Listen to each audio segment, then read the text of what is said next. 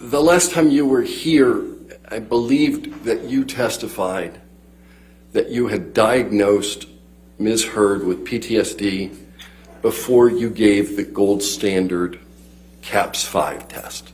That's correct. Right. And that diagnosis is actually reflected in the first of the disclosures you put forward in this case. I believe the first disclosure was February 2021, and at that point I had done 11 psychological tests. That's correct. Right. And your disclosure reads, Ms. Hurd's responses on the PCL-5 support a DSM-5 diagnosis of post-traumatic stress disorder with an etiology of intimate partner violence she experienced by a former partner. Remember writing that? That's correct. Okay. You just testified that you need to read the manual, right? Yes. Okay. Can we put up 1311 as a demonstrative?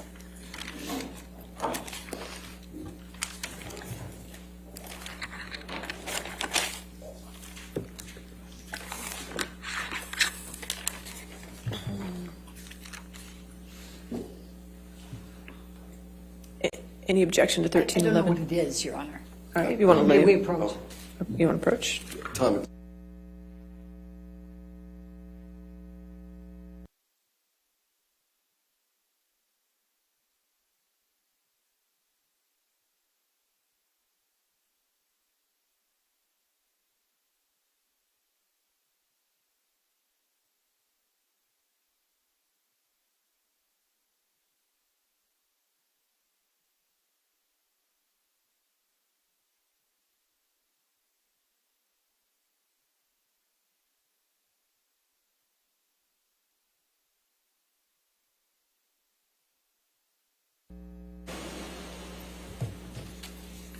Thank you.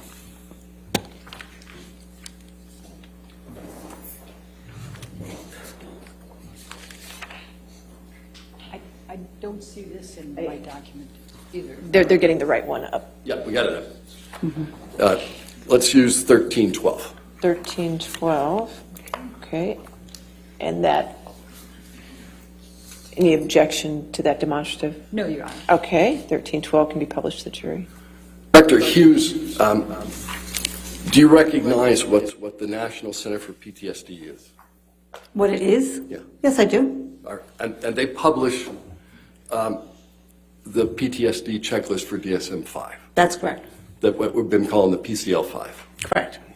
All right. And do you, are you familiar with the document that's on your screen? Yes. All right. What is it?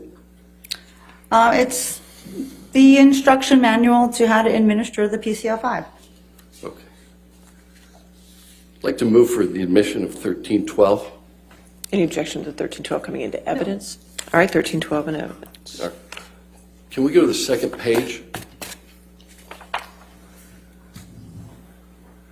Can we blow up the second paragraph on the right?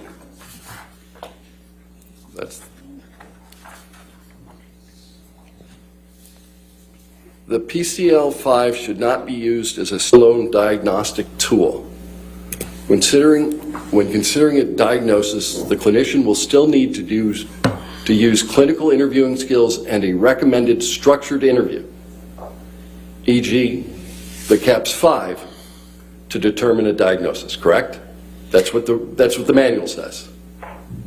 Right, and this manual Okay. also says that this is a screening instrument, so when you do the clinical interviewing, you absolutely can determine diagnosis So after the answer is somebody yes. The manual says you still the need to use PCL-5 clinical interviewing skills, which I used. Well, let me finish my question. The PCL-5 should not be used as a standalone diagnostic tool, and they recommend using the CAPS-5 to determine a diagnosis, correct? It does say that, yes. Yeah, and you made your diagnosis before you did the CAPS-5.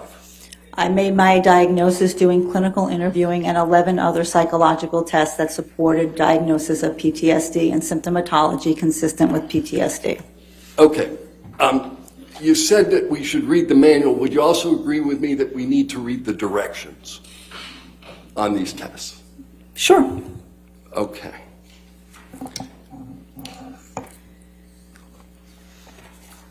Tom, can you pull up 1309 as a demonstrative?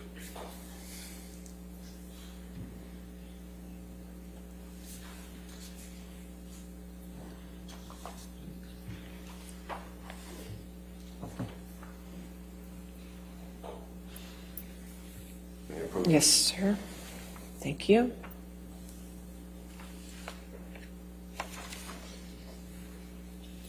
Any objection of 1309 as a demonstrative? May we approach? Okay.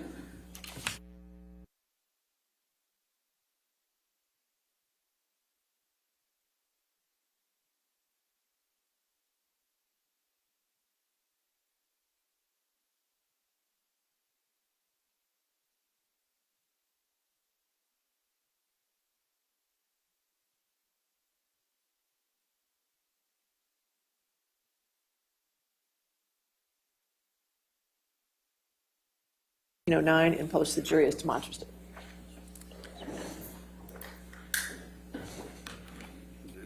Doctor, do you recognize the demonstrative that's in front of you? Yes, but I didn't put the red lines on that. No, I did. Yes, I know. Okay. So this, what do you recognize this as? I recognize that we previously discussed this, and I told you that I oriented Ms. Hurd to a different time frame because she was already out of the relationship. Okay, maybe we should back it up a little. This is the CTS-2 that you administered as part of this battery of tests that you indicate you did in relationship to your diagnosis. Right, this is the conflict tactic scale 2. All right. And you'll agree with me that this test specifically asks, in front of every single question, how often did this happen in the past year? Correct, and I Right. oriented And the you individual know- to not limit herself to the Correct. last year to get an accurate assessment of the violence and abuse that she experienced in the relationship. Objection, Your Honor, move to strike. All right. I'll move to strike the last part of the answer. Strike the last part of the answer. Thank you. Next question. Yeah. And you know that at the time that you gave this test to Ms. Hurd, she had been away from Mr. Depp for far longer than a year, correct?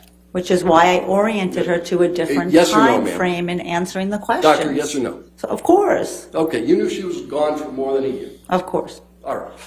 Let's look at another one of these.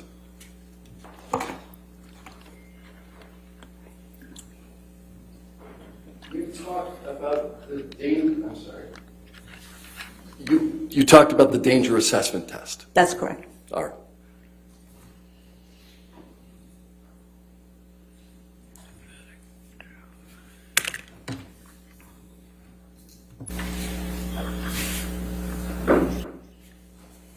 What number is this? 13, plaintiff's 1310. Thank you. Any objection to 1310 as a No, Your Honor. demonstrative? Okay. You publish to the jury.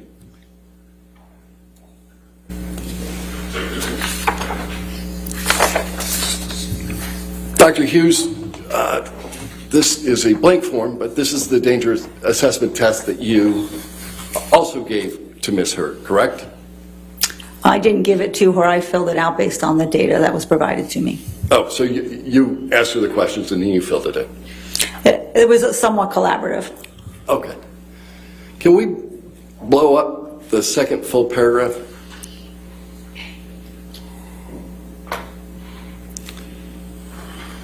It says, using the calendar, please mark the approximate dates during the past year when you were abused by your partner or ex-partner.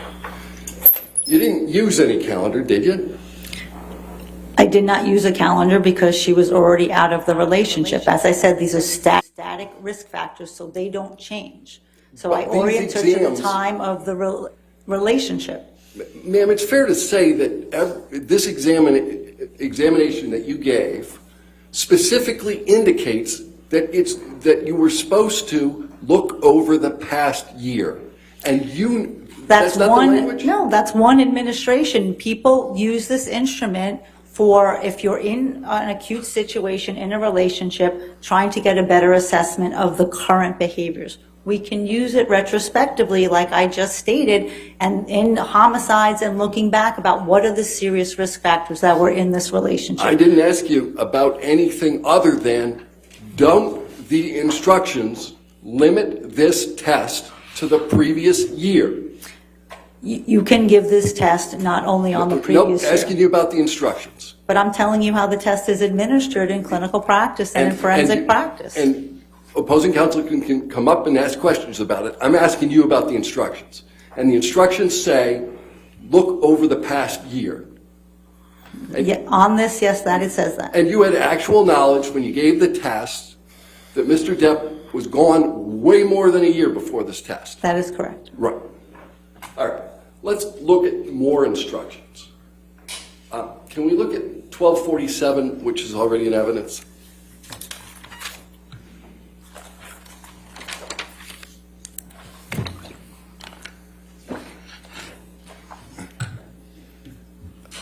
Dr. Hughes, you recognize this one too, right? Yes, All right. This is the, what everybody calls the CAPS 5. correct. All right. Can we go to the first page?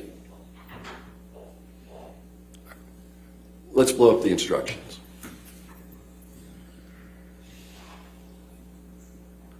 Standard administration and scoring of the CAPS 5 are essential for producing reliable and valid scores and diagnostic decisions.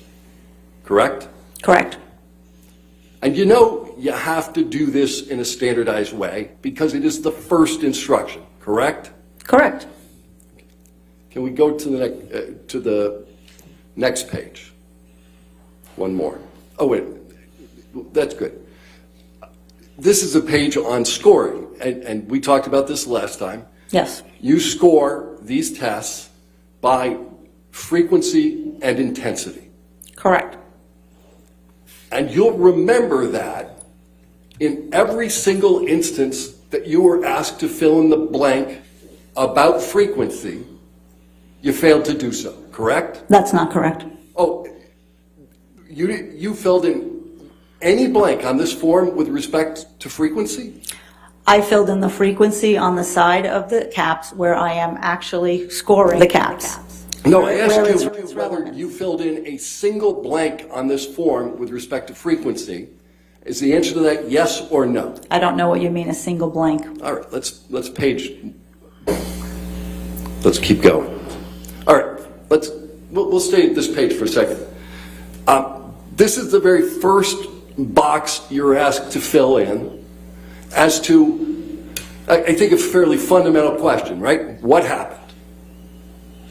We talked about this before, Mr. Dennison. I had 88 pages of notes of what happened. It would have been redundant to put it there. You know that you are obligated to produce this test in a way that other people can meaningfully review them.